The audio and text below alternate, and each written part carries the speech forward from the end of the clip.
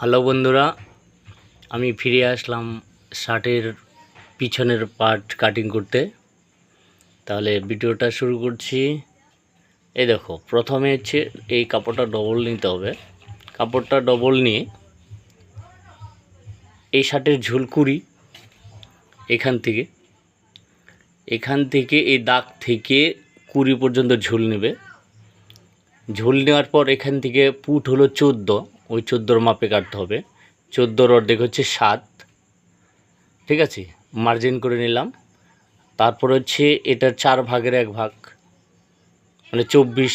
এই শার্টের বডি হলো 24, এখান থেকে এই অবধি হচ্ছে 6, 4 6 24, 4 ভাগের 1 ভাগ। আর এইখান থেকে এইখানে 4 ভাগের 1 ভাগ।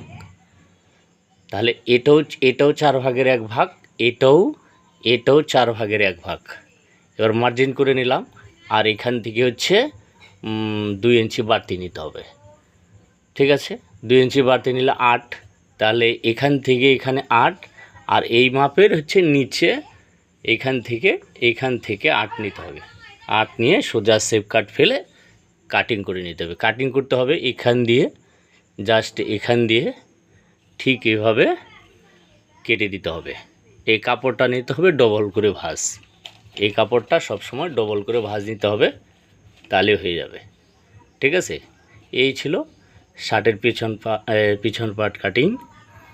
এবার হচ্ছে ইউটিউব থেকে দেখলে লাইক করো, আর ফেসবুক থেকে দেখলে ফলো করো, সাবস্ক্রাইব করো, ঠিক আছে।